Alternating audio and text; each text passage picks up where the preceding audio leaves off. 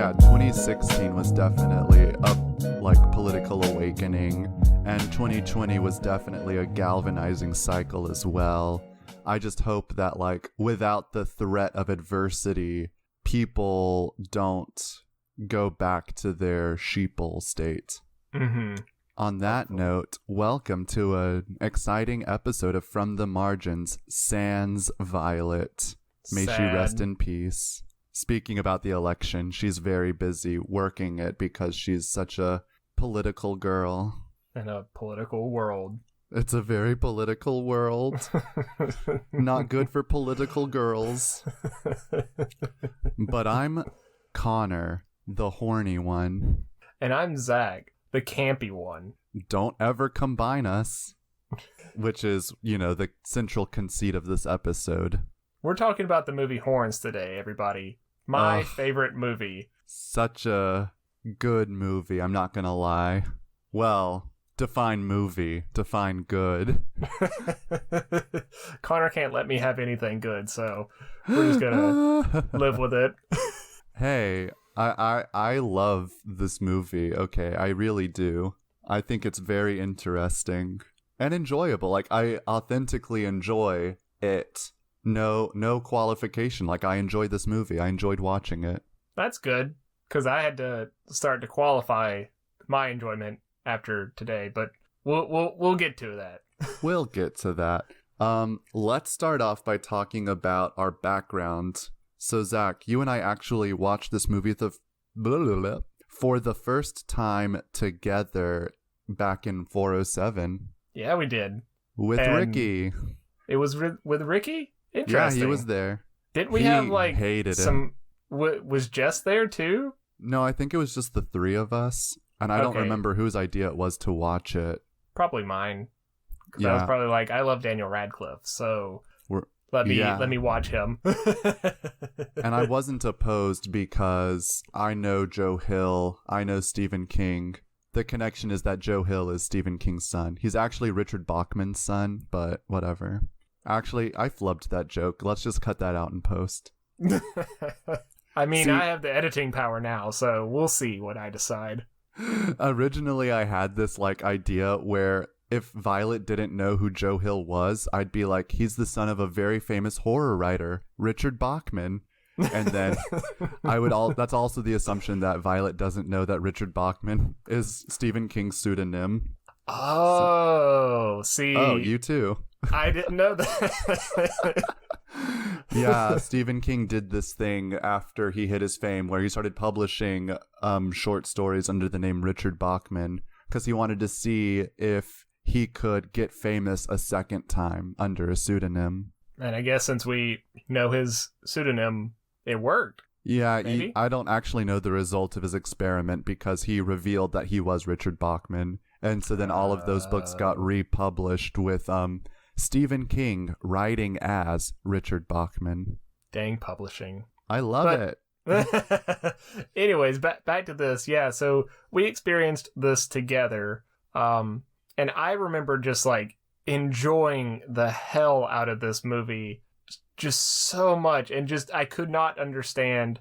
You reacted not violently, but you did not enjoy it. The ending, correct? Yeah, so until I rewatched it last night, I forgot most of it, but I did remember not liking the ending and thinking that the ending ruined the movie for me.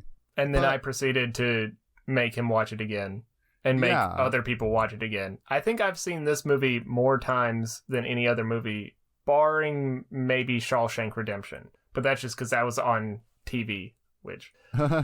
You know what movie I've seen the most, Zach? What? You should know. Frozen? No. Surprisingly enough, it's not Frozen. Cloud Atlas. Yes, Cloud Atlas. I hope we get a chance to talk about Cloud Atlas. We should talk about Cloud Atlas. It's also on Netflix.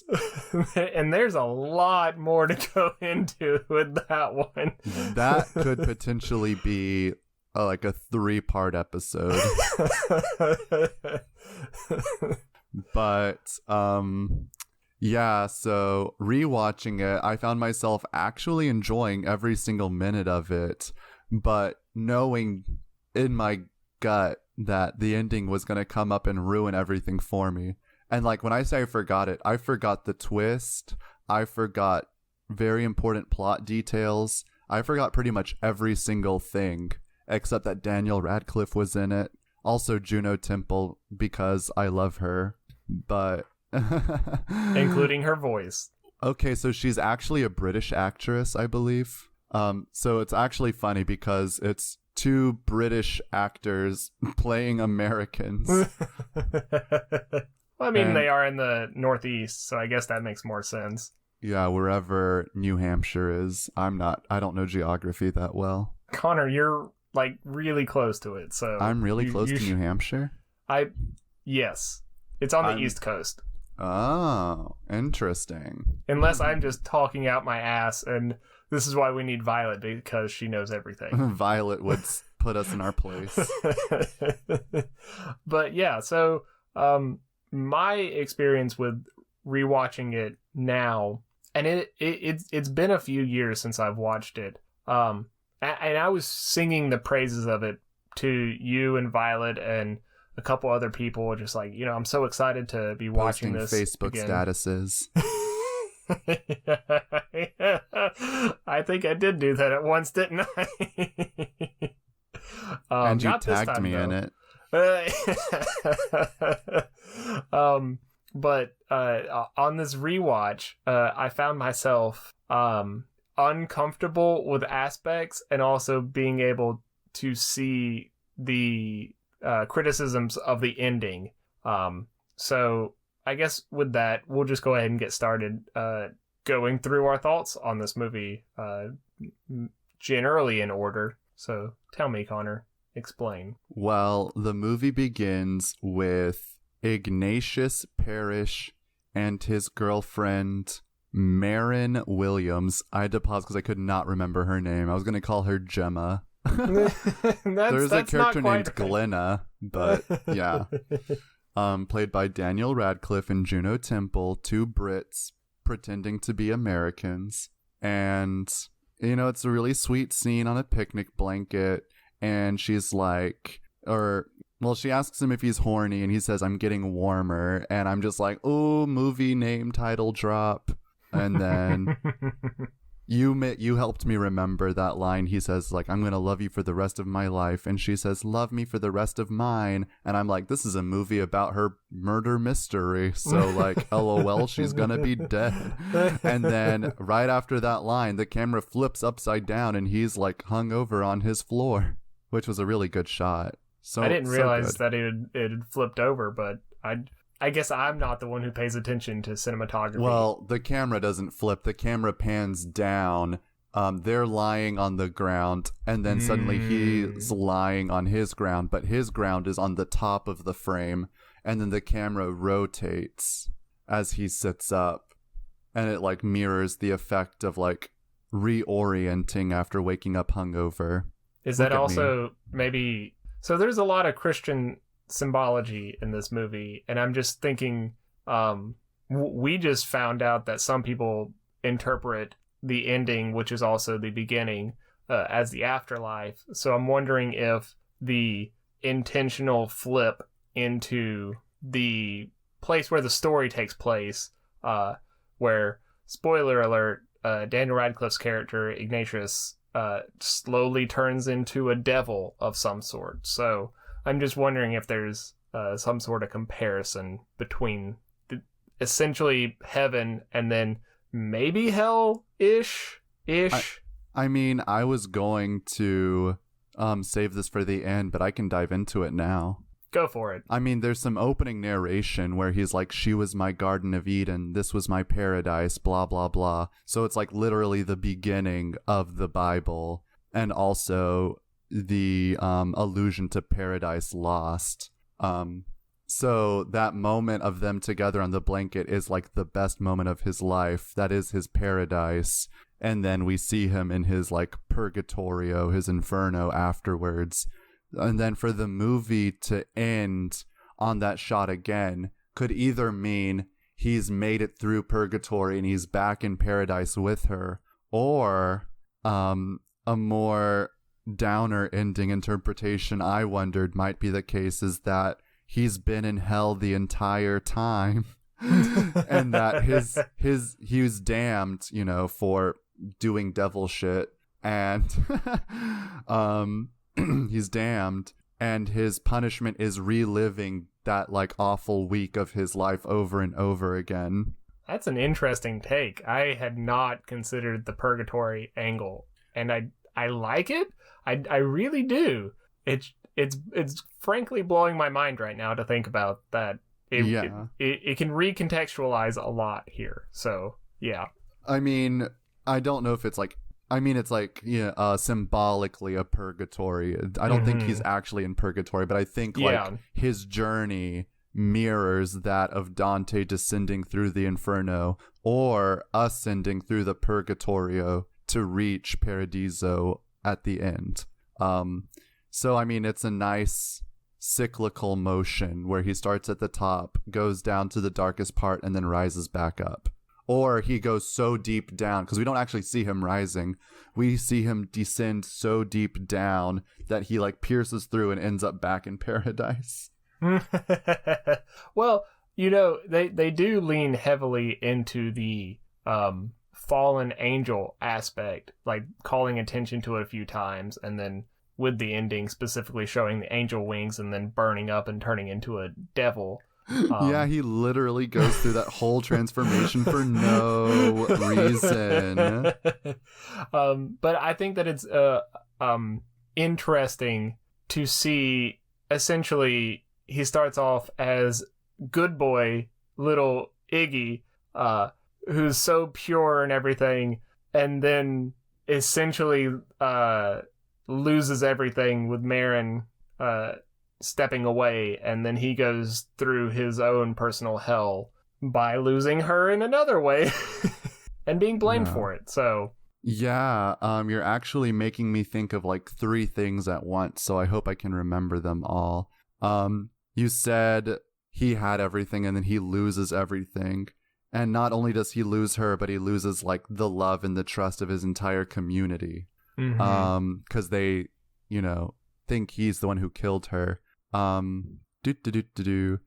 it also makes me think of the flashback scene where they break up and she's telling him that he needs to go see other people and that he doesn't know if he actually wants her.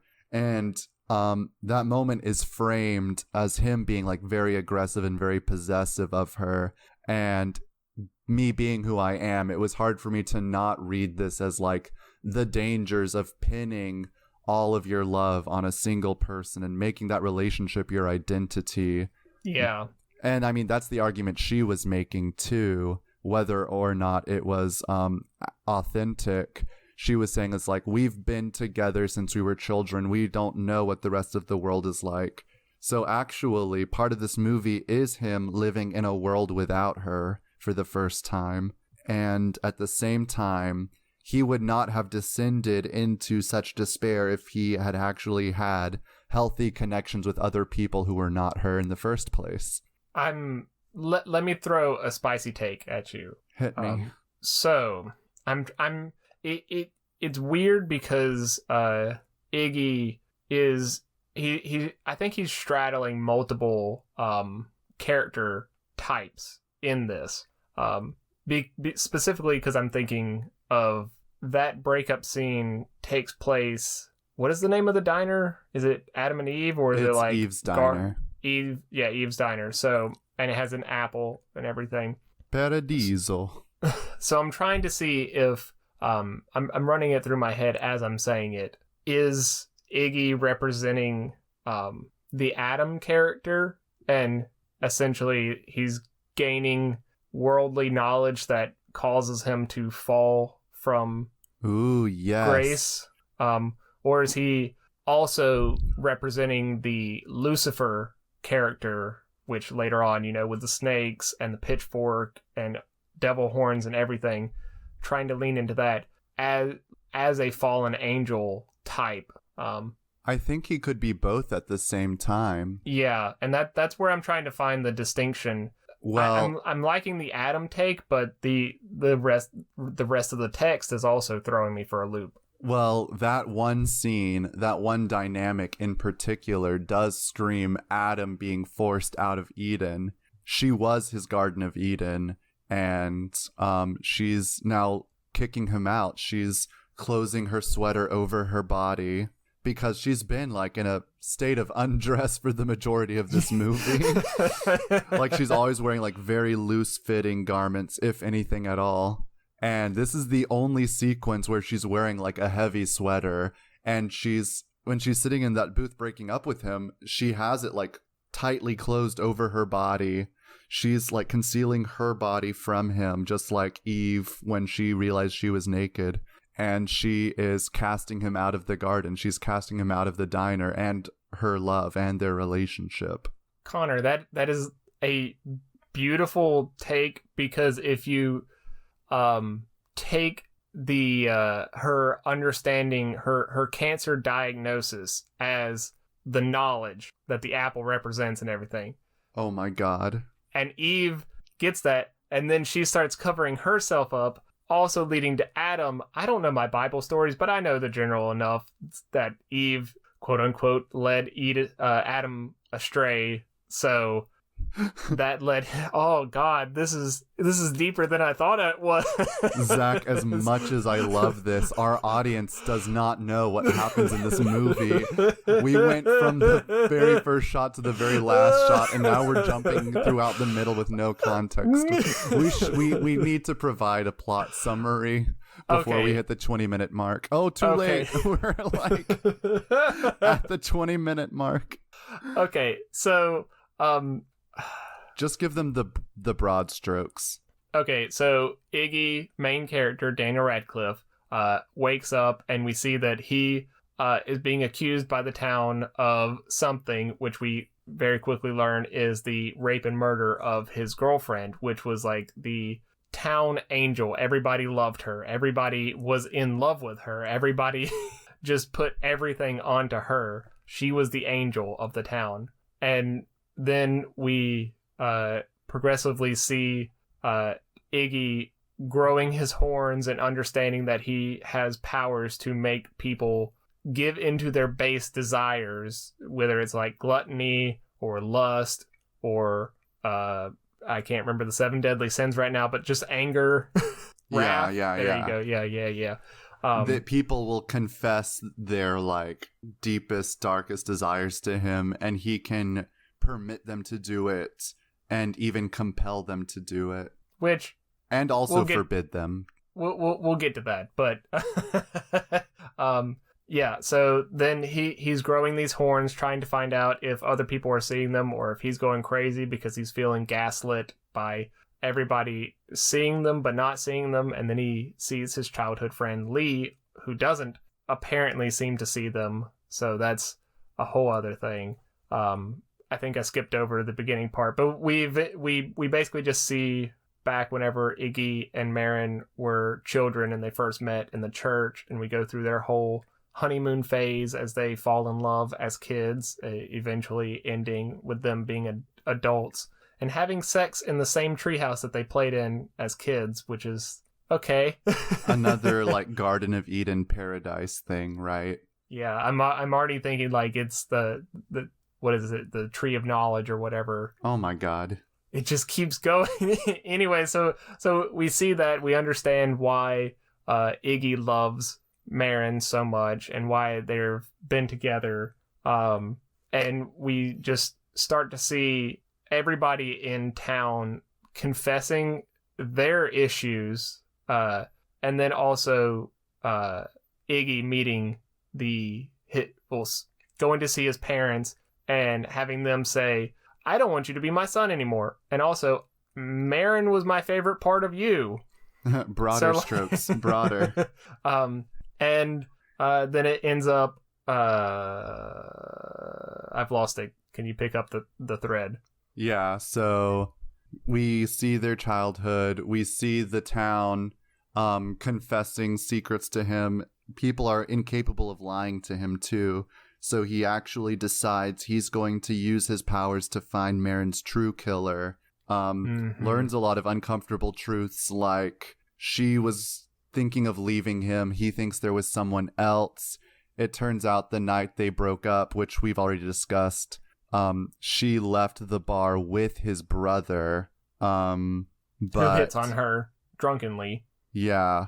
And then there's a waitress at that same diner who's sharing fake stories in order to make herself famous.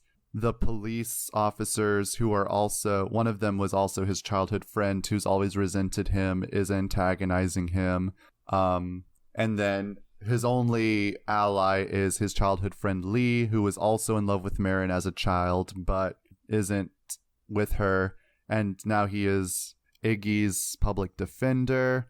So he's unraveling the mystery, and then he finds Marin's cross on Lee, assumes that Lee is the one that Marin was going to leave him for. They get into a bit of an altercation at one point, and Iggy removes the cross from Lee, and then the spell on Lee is broken. The blessing, the protection of Marin's cross makes it so that he is no longer immune to Iggy's allure and starts telling him secrets, revealing that he's the one who raped and killed Marin. And then he sets Ig on fire, and then Ig has to drive his burning car into the lake, which mirrors when he did the same thing as a child to win a cherry bomb that this is actually really hard to draw in broad strokes.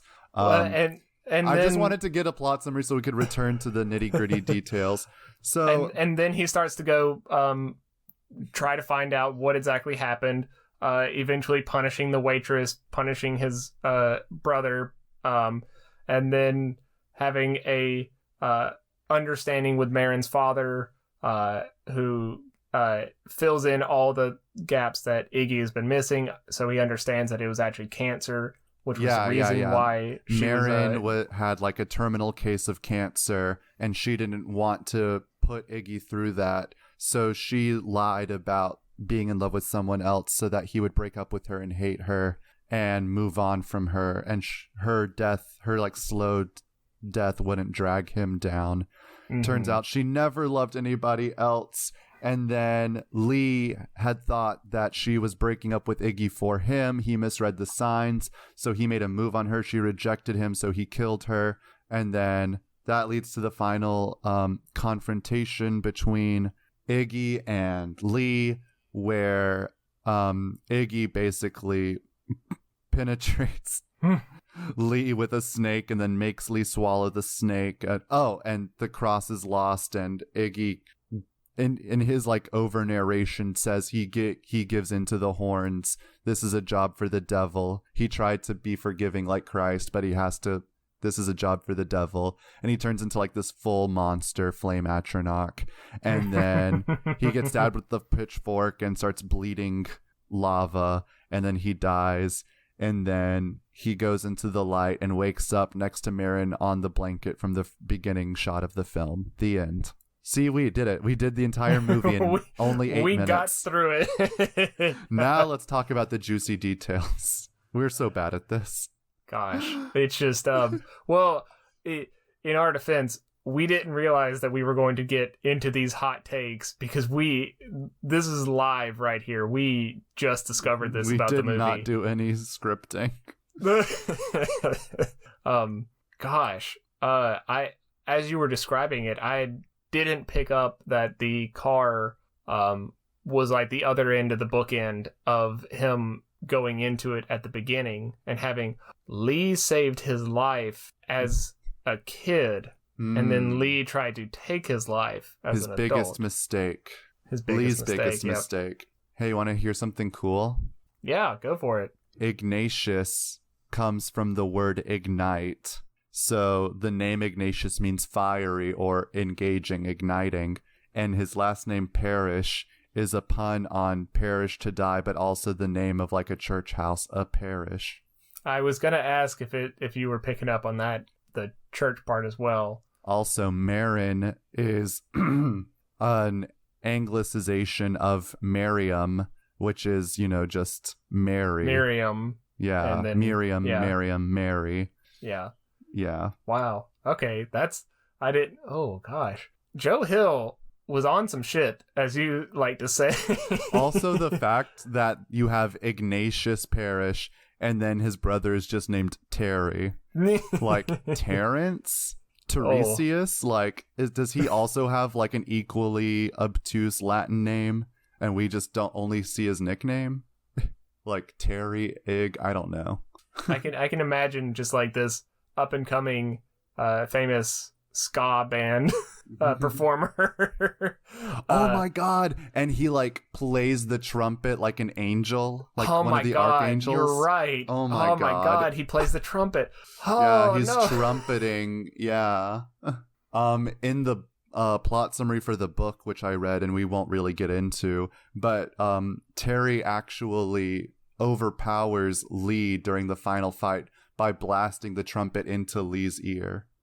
I completely Like trumpeting forgot that. his demise. So I don't know. I don't think that's in the movie though, right? Well, yeah, no. Terry he's just struggling, useless. and then he gets shot in the leg. Why was he even in that sequence? Why was Meatbag even in that sequence? To get his head blown off, obviously. I mean, yeah, Meatbag is like an actual villain in the book, so he shows up to that final fight scene to die. But like, he's not a villain in the movie. He didn't have to die. His story was all but resolved before then. He didn't have to return just to get his head blown off. That's homophobic. Bury your gaze. Homophobia. Yeah. There was a lot of underlying queer feelings that were very explicitly laid out by Meatbag calling calling Iggy slurs. So yeah. He called them all like wussy and worse homophobic slurs. And then he makes Iggy like ride down the thing naked. And it just all along, he was actually just a closeted homosexual himself. And he just couldn't deal with it because the town is very religious. Yeah, it's a very religious town. And I mean, that was like a beautiful part of like the fact that everybody was like sharing their deepest desires to Iggy throughout the movie. Because it just shows you like how dark, you know, your id becomes when it's been repressed by the superego for so long. Like, the people were so depraved. I don't think actual humans go to that level of depravity. Connor. It's because they're so repressed in this town. Yes, Zach? They do. You haven't watched enough crime documentaries. Zach, I don't watch true crime. Also, true crime is not representative of the entire population of Earth. You said I don't think humans can be that depraved, and I don't think humans are normally that depraved. Let me revise. I don't think regular people get to that level. Where like everybody in the town is on some shit, you know. I think so. Unless they're in a repressed small town. Where, well, maybe I'm just from a repressed small town, so it makes sense to me. Okay, fine, you're right. I'm just such a healthy person that I'm just so mentally and emotionally healthy. I mean, I'm in analysis 3 times a week. I regularly confront my shadow and my id, you know? Mm-hmm. I don't repress it anymore. I just think everybody wanting to burn down their bar for the insurance money. The guy wanting to flash everybody. That was a little depraved.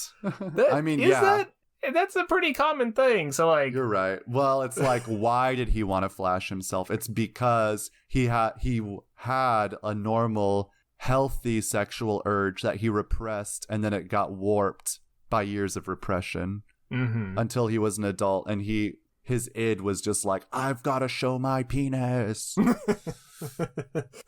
He just wanted acceptance. He wanted people to see the real him. He wanted to show off the most vulnerable parts of himself, and it was perverted by his repression. As an aside, yes, I've thought about this a few times. Well, you know, surprisingly on this channel too, with I'm thinking of ending things, we saw Old Man Butt. We have seen a lot of penises. Well, okay, no. So here's my odd observation. Then we can move on back to the movie. We generally see old men and their genitalia and or butt. The only young man penis that I can think of is in Midsummer. And that's so like That's just an odd observation on my part. Right. Yeah, no, that's a really interesting thing because it's like female nudity is almost always really sexy. And then male nudity is almost always shocking and comedic. Mm-hmm. Right? So.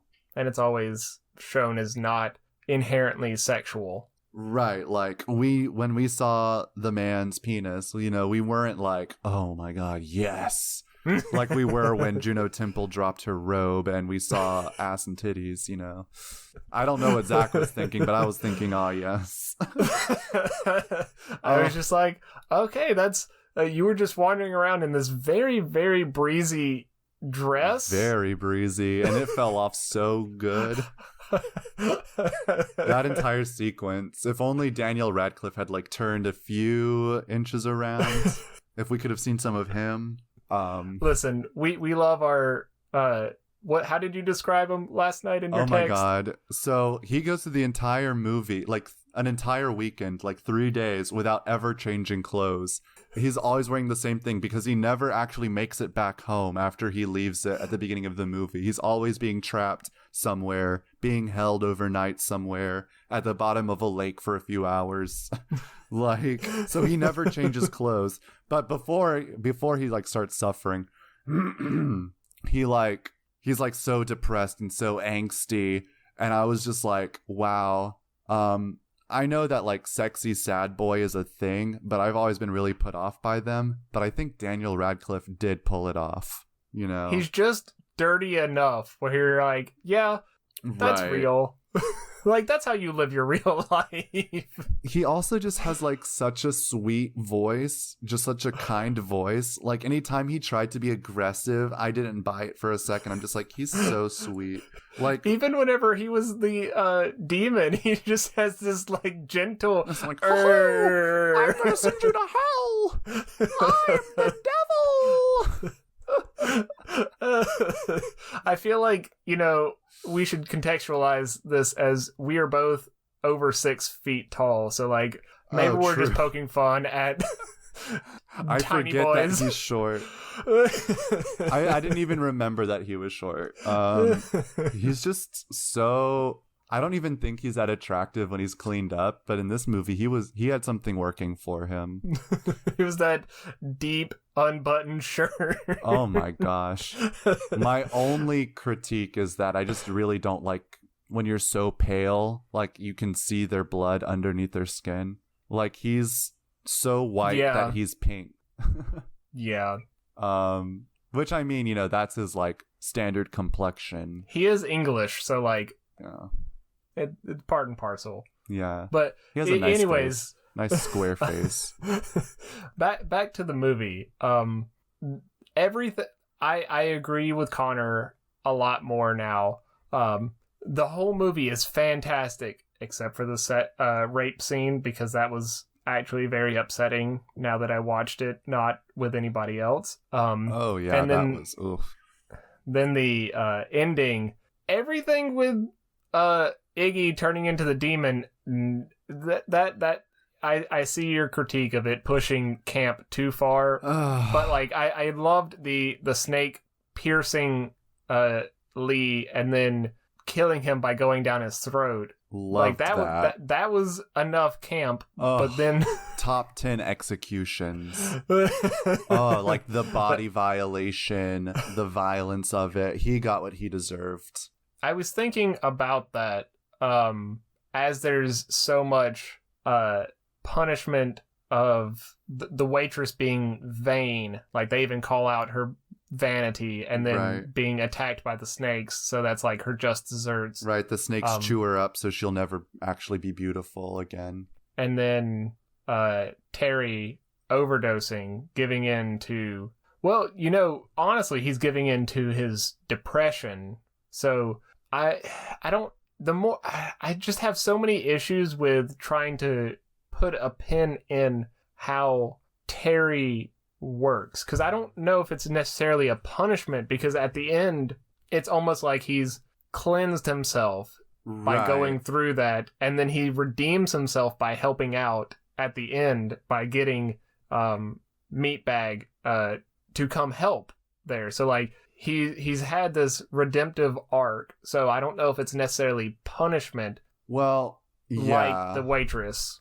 Right, and that's what was confusing for me, because after he resolves to become the devil, he punishes the waitress. He makes Meatbag and his partner Sturts, conjoin sexually by having them, express their like repressed homosexuality for each other, which could be an act of liberation, but it's also framed as like a humiliating thing, because like watching this through a straight lens, it's like comedy, right? It's like, haha, the gays.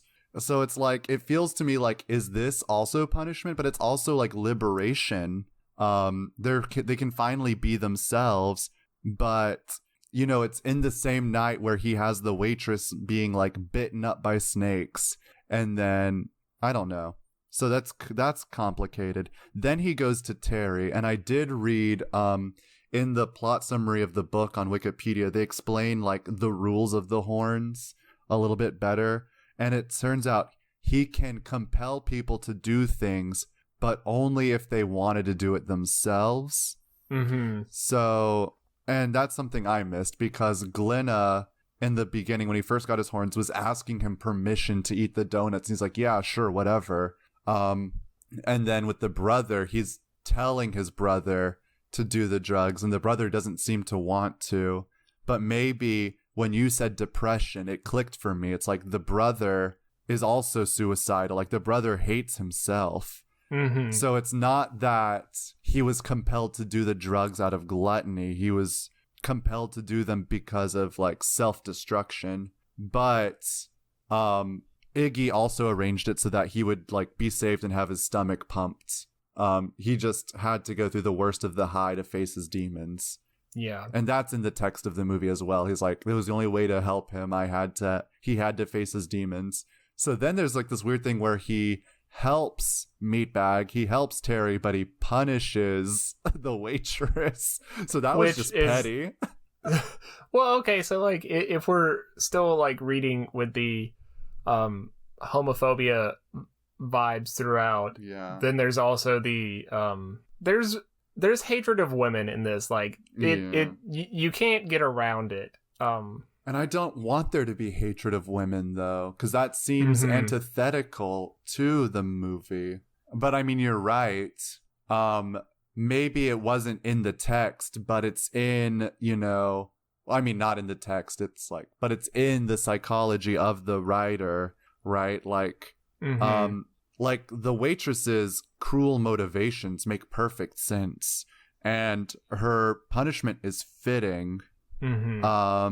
It's just weird that she's the only one who gets punished, and her punishment isn't her being compelled to do something. It's outside forces acting on her. Like, it could just as easily have been he compels her to mess up her own face somehow. He compels her to, tell the truth and embarrass herself, share her own secrets instead of telling lies about him. Instead, he chooses to punish her womanly vanity by submitting her to violence. Well, I do want to say one thing to that. The way that she is initially framed whenever the horns effects are on her, like she's already craven enough. Like she has the thinnest veil hiding. Like she knows who she is and what she wants, and she only puts on, I mean, we only see her in the diner, but like she can act with like the short dress and the boobs out kind of thing. She's not hiding too much. So everything else correct. Yeah, I'm just interested to see how like she just wasn't, maybe she couldn't be compelled to like embarrass herself because she has no shame. So yeah, perhaps. I don't know, maybe that's just like an oversight in the writing stage where somebody as clever and critical as you or I could have pointed out like this troubling pattern. I think the whole movie is like that, where there's so much good, but it also just like, if you would have just like tweaked it a little bit, pushed the line in a little bit because it swerved around, I think you could have had a very powerful message. Yeah, and I don't even think it has to be like a didactic right and wrong message. I think it really deals with some interesting things. To talk about another woman, we have Glenna, who she has self-esteem issues. She has really weird, perverse urges. Characters talk about her giving hand jobs to boys just for attention. And her brother. She gives it to Iggy's brother, not her own brother. She doesn't have a brother, to my knowledge. Okay, I thought I picked up on that, and I was like, oh, that's interesting. But okay, continue. No, I thought Lee told Iggy that she was giving hand jobs to Terry and Meatbag just for attention or something. And I mean, those are all like stereotypical slutty things, and she looks kind of trashy and she calls herself trash, but I found her a deeply sympathetic character. And Iggy was never cruel to her. Iggy was never mean to her. In fact, he even, affirms her, and when he uses his compulsion, he compels her to get out of town and make a new life for herself, because there's only demons and fossils in Gideon, New Hampshire, and she needs to get out or she's gonna die there. So I just think the waitress character is just like a really unfortunate slip through the cracks of what was trying to be a powerful movie. Well, okay, so I'm trying to sit here. There is one thing I do really appreciate about this movie is that it has those imperfect characters, and they're not all the same trope. I mean, you have Marin being like the golden child of the entire town, and everybody puts her on a pedestal, and obviously that fucks her up a lot. And then you have Glenna, who's like stereotypical, trashy, hypersexualized, is the only way that she can get attention. And then you have the waitress being this very vain, stereotypical. They're all stereotypes, but then I also want to like flip it around on the men as well, where you have like Terry being like the druggy musician. That's not a trope that we haven't seen before. Oh, for sure. No, they're all tropes, but they're all nuanced and complicated. And even the waitress, was believable. I believe that in the darkest parts of a pretty girl in a repressed town, she wants fame, that didn't bother me at all. It was the fact that she was punished. But yes, keep talking about the men. Well, and then you have... Let's generalize about men. Is that that's a Crazy Ex-Girlfriend song? Crazy Ex-Girlfriend, yes. Yep. Then you have Lee being like literally the most depraved one, who has no issue with raping, killing, lying, but then also being a public defender. So it's an interesting dichotomy. Repressed. He's the most repressed. This is just a movie about repression. We've cracked the code. Horns. It's just empathy. It is just empathy. Just as soon as you decide to listen to somebody else. Right. That joke is born from me telling Zach I have the same power he has, or I have the same power Iggy has, where people tell me their darkest secrets. And it's just yeah, if you're just empathetic, people open up to you and they feel safe enough to explore things. But it was a joke. But not quite really. Yeah, so I do appreciate it more with the reading of it. And this will be my ending take on it. I still deeply enjoy this movie. I will have some reservations about recommending it due to the graphic rape scene, and the ending being kind of not great if you're not into that kind of thing. But thinking about it with so much more Christian symbology there. Symbolism? That's the right word. Zach. You and Violet in the last episode too. I was like, symbology is that thing from Star Ocean. Symbolism is the word you want. That's how she fucked me up with that one. Just She planted that seed 2 episodes ago with the lighthouse, and you've. Yeah, so like just the Christian symbolism going way deeper than I realized it lets me appreciate it more. So yes, I think it is still one of my favorite movies. Just this rewatch added some extra reservations for me. Oh, for sure. I'm adding this to my list. I loved it. I wish I was still doing movie nights with Keith so I could subject him to it. And I'm also sad that we're like hitting the hour mark because I still have like so much I could talk about. Well, we could make it a 2-parter, which I mean, we could do it. Could we? I don't know. How about we just rapid fire some hot takes at each other real quick? I think then I've we'll put already them said behind most a of mine. Well, you mentioned the parents in your plot summary, and I tried to hold you back from talking too deeply about it, but I wanted to return to it now. Another woman, his mom, she does like the cardinal sin of motherhood when she tells him she doesn't want to be his mother. She doesn't want him to be her son. That's like the worst thing a mother can do in media, right? Mm-hmm. But it's like so true.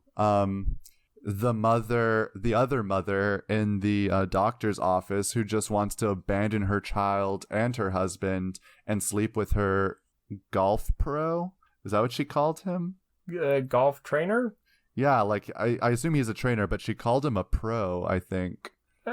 Yeah, we'll just roll with it. I don't know if that's wasp lingo or something. Also, Christine Willis, Dolores Herbig from Dead Like Me, which, Zach, if you ever wanted to do a TV show, I think you would love Dead Like Me. I know you started it. You watched like a few episodes, and I'm sorry it couldn't retain you, but I'm here for converts. Maybe that will be our introductory TV episode. It's on Amazon Prime. Cool, Jeffy B. Give we him could more just money. do the pilot. Like it's one of those shows that has a 2-hour pilot instead of a 60-minute pilot. And by 2 hours, I mean it's like 1 hour and 40 minutes because of like 20 minutes of commercials. Mm-hmm. So that's like feature length. We could do an entire episode just on the pilot of Dead Like Me.